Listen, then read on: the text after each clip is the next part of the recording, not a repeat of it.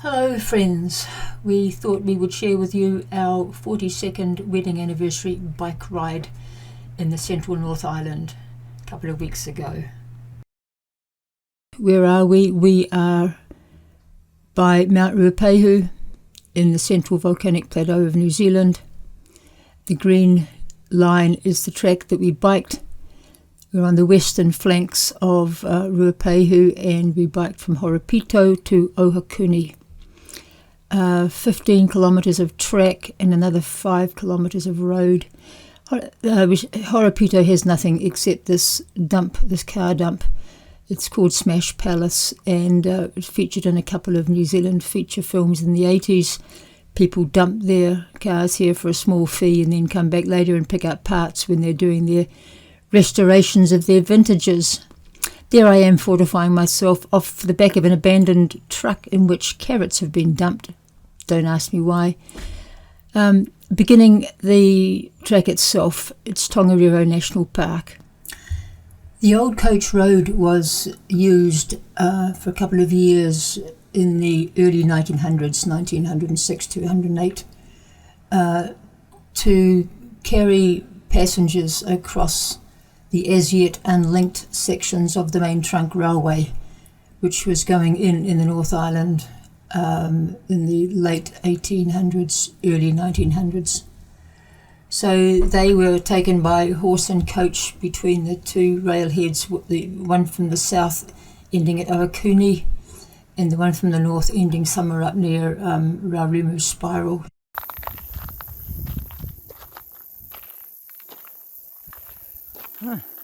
And while they were travelling on the old coach road, which we are now biking on, these viaducts were going up around them.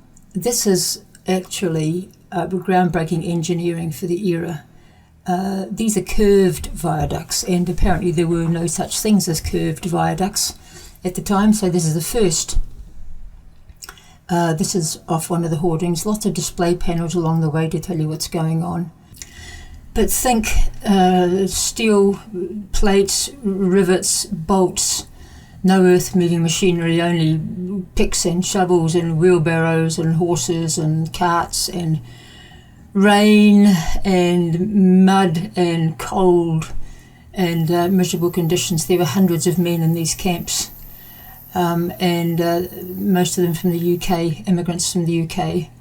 Would have been a lot of praying mothers, I think. Back on the track. This is a good section of track.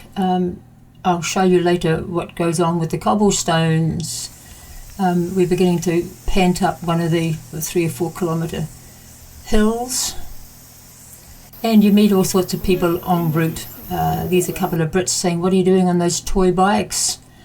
But they're not toy bikes. They are well engineered bikes out of Portland, Oregon. They have 27 gears. We've done 14,000 kilometres on these bikes now. Small wheels, it's true. They don't perform well in gravelly places, but we've used them mainly on road, and we changed the tyres for tracks like this. So this one is following along a sort of a ravine. Our legs are getting older, of course, but we're not bad for our vintage. We have no suspension and no e-bikes. Okay, I talked about the cobblestones. The road was so muddy that the horses were sinking up to their knees, and so they made these boxes, and they shoved them into the mud and filled them up with stones so the horses could get traction. But on these parts of the road where they're exposed, it's hard on bikes and bottoms. If you have an e-bike, of course, and people swept past us smiling on their e-bikes. This is the surveyor. He was busy up here about 1883, John Rochefort, and there's his theodolite, and he was the one who put this railway through, and it was well done. This is just to show you the rata strangles its host. That light bark is a New Zealand native vine, really, and it it climbs up its host tree and then just entwines it and strangles it. Okay, there's Neil struggling through some more cobblestones.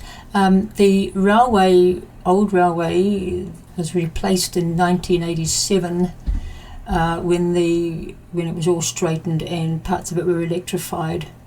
So because it runs so close to the old railway, you realise that the surveyors did a good job with the old railway. Looks like we're cruising downhill here, which is nice. So good to be coasting and not puffing.